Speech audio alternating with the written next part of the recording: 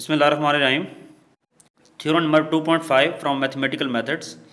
Statement हमारे पास ये है कि for any 3 elements A B C, कोई भी 3 एलिमेंट्स हों A B C in a group, किसी ग्रुप में ये 3 एलिमेंट्स हैं, शो दैट, साबित करें कि A B is equal to A C, यानी ए से ए कैंसिल, देखें लेफ्ट पे हम कैंसिल कर रहे हैं तो लिखा हुआ लेफ्ट कैंसिलेशन लॉ की मदद से, prove that B is equal to C. अगर ए से ए कैंसिल कर दें तो बी इज़ इक्वल टू क्या बच जाएगा, सी।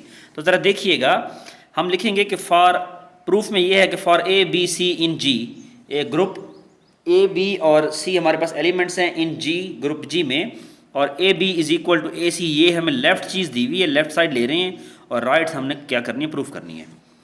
तो taking A inverse on both side या multiply by A inverse on both side, एक ही बात है। तो देखें, जिसको कैंसिल करना है, हमने लेफ्ट कैंसिलेशन लॉ की बात हो रही है, हमने लेफ्ट पे ए इनवर्स लेना है। नेक्स्ट स्टेप में हमने ये किया कि इस ए को हमने बाहर ले लिया, ए इनवर्स और ए हमने कंबाइन कर दिया, बी एज इट इज़ आ रहा है। ए इनवर्स और ए फिर हमने इकट्ठा कर दिया और सी जो है वो एज इट इज़ आ रहा है। तो यूजिंग एसोसिएटिव लॉ इसे बोलते हैं।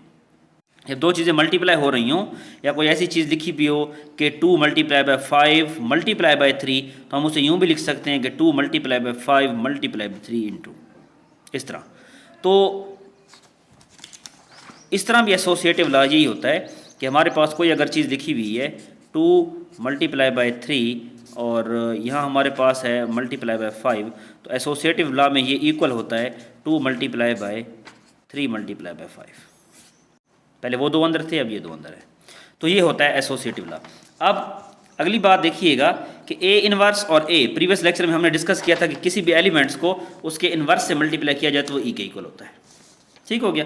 तो ए इनवर्स ऑफ ए किसके इक्वल हो गया, ई के इक्वल हो गया, बी एज इट इज़ आ गया। ए इनवर्स ऑफ ए ई के इक्वल हो गया तो सी एज इट इज़ आ गया। तो किसी एलिमेंट को आइडेंटिटी से मल्टीप्लाई करें तो वो एलिमेंट एज इट इज़ आता है खुद, क्योंकि आइडेंटिटी 1 के इक्वल होती है, तो बी 1 ज़ा बी आ गया और ये सी आ गया। तो लेफ्ट कैंसिलेशन लॉ होल्ड कर रहा है, it means B is equal to C, जो चीज़ हमने प्रूफ करनी थी वो ये आ गई।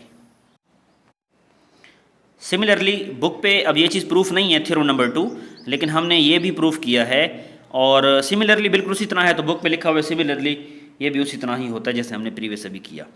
तो क्या कह रहा है कि B A is equal to C A, तो राइट पे अगर ए कैंसिल करें तो B is equal to C आता है। तो यहाँ पे कौन सा लॉ लग रहा है, देखें ए राइट पे है, ये भी राइट पे है, तो राइट से राइट कैंसिल होगा तो बी इज़ इक्वल टू सी बचेगा, तो राइट कैंसिलेशन लॉ लग रहा है यहाँ पे। तो for A B C in G, B A is equal to C A, multiply by A inverse on both side, कहाँ मल्टीप्लाई करना है, राइट साइड पे। तो ए इनवर्स से इधर भी मल्टीप्लाई कर दिया, ए इनवर्स इधर भी मल्टीप्लाई कर दिया। इस ए को हमने बाहर ले लिया तो यहाँ पे कौन सा लॉ लग गया, और इस ए को भी हमने बाहर लगा दिया, ए बाहर आ गया, ए और ए इनवर्स को हमने कंबाइन कर लिया, तो ये कौन सा लॉ बन गया, यूजिंग एसोसिएटिव लॉ। तो ए मल्टीप्लाई बाय ए इनवर्स किसके इक्वल आ गया, ई के, और यहाँ भी ई के इक्वल आ गया। ठीक हो गया। तो किसी एलिमेंट को ई से मल्टीप्लाई करें तो दोबारा वही आता है, तो ये बी मल्टीप्लाई बाय ई तो क्या बन जाएगा, फिर बी आ जाएगा, क्योंकि ई आइडेंटिटी होती है, आइडेंटिटी इज इक्वल टू 1 होता है, और यहाँ पे लिखना भी है कि E is the identity of G, thus the right cancellation law holds। तो स्टूडेंट्स, उम्मीद है कि आप लोगों को इस लेक्चर की समझ आ गई होगी। बहुत ही ईजी से थ्योरम है, इनकी प्रैक्टिस कीजिएगा, और नेक्स्ट लेक्चर में इंशाल्लाह एक नया थ्योरम लेके आपके सामने हाजिर होंगे। तब तक के लिए इजाज़त, अल्लाह हाफिज़। Thanks for watching this video.